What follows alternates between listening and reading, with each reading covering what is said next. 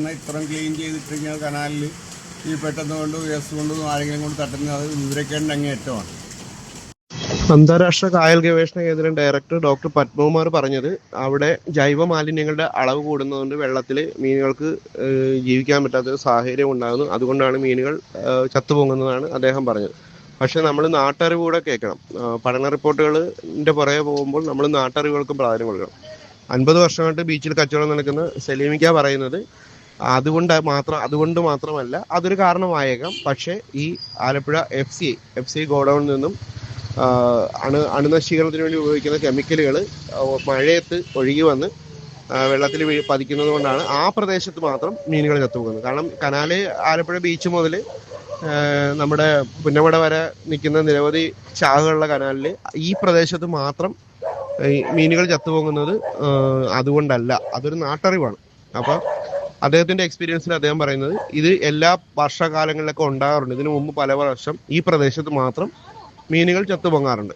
അപ്പോൾ അത് കൊണ്ട് നാട്ടറിവുകൾക്ക് നമ്മൾ പലപ്പോഴും ആരും പ്രാധാന്യം കൊടുക്കാറില്ല. നമ്മൾ എന്ത് കാര്യമുണ്ടെങ്കിലും പയ്യേറ്റ് പോലുള്ള ആൾക്കാരെ ലക്ഷങ്ങൾ മുടക്കി പഠിക്കാൻ ഏൽപ്പിക്കുന്ന ഒരു സംവിധാനമുണ്ട്. എൻ്റെ ഒരു 50 വർഷമായിട്ട് എനിക്കിവിടെ എക്സ്പീരിയൻസ് ആയി. കടപ്പുറത്ത് വന്ന് ഞാൻ 65 വയസ്സായി. 15 വയസ്സിൽ കടയിൽ വന്നതാണ്. ഇപ്പം 50 വർഷമായിട്ട് ഞാൻ കാണുന്നത്. എഫ്സിയിൽ മരുന്ന് തെളിക്കുന്ന ഊറാൻ പോകാൻ വേണ്ടി മരുന്നടിക്കുന്ന സ്റ്റോക്ക് സാധനത്തിന് ഈ മരുന്നിൻ്റെ വേസ്റ്റുകൾ ഈ മഴവെള്ളം വീഴുമ്പോൾ ഇതോടി തോട്ടിലോട്ട് വരും. തോട്ടിലോട്ട് പോകുമ്പോൾ കാലങ്ങളായിട്ട് ഈ മീൻ ചത്തുപോകുന്നതാണ്. പിന്നെ ഇപ്പോൾ വേറെ ഒന്നുമല്ല. ഇപ്പോൾ ഒന്ന് ക്യാൻറ്റീൻ ഉണ്ട്, പോമാറ്റിസിലെ വെള്ളം വരുന്നുണ്ട്. രണ്ടാമത് ഇപ്പോൾ അതിവിടെ ഒരു ഹോട്ടലുണ്ട്, അതിൻ്റെ വേസ്റ്റുകളൊക്കെ അതാണ് പോകണമെന്ന് തോന്നുന്നു. എന്നാലും കാണയൊക്കെ താത്തിയിട്ടുണ്ട്. അത് കാണുന്ന അങ്ങനെയൊക്കെ. അല്ലാതെ മീൻ ചത്തുപോകുന്നത് ഒന്നാമത്തെ എഫ്സിയുടെ മരുന്നടിയാണ്. അത് ആ മരുന്ന് വെള്ളത്തിൽ കലങ്ങി മഴവെള്ളത്തിൽ കലങ്ങി നേരെ തോട്ടിൽ വരുന്നതിന് മീൻ പൊങ്ങാറുണ്ട്, പതിവായിട്ട് പൊങ്ങാറുണ്ട്. എല്ലാ വർഷങ്ങളിലും ഉണ്ടാകുന്നതാണ്. റെയിൽവേയുടെ അണ്ടർഗ്രൗണ്ടിൽ കൂടെ കയറി വരുമ്പോൾ അവിടെയൊക്കെ വേസ്റ്റ് മാലിന്യങ്ങൾ വെളുപ്പം കരുത് കാണും. എഫ്സിയിലാവുന്നത് ആ വെള്ളം കംപ്ലീറ്റ് വരുന്നത് വിഷവെള്ളമാണ് വരുന്നത്. ഈ കാലഘട്ടങ്ങളായിട്ട് നമ്മൾ കണ്ടുകൊണ്ടിരിക്കുന്ന കാര്യങ്ങളെ ഇപ്പോൾ പറയുന്നത്.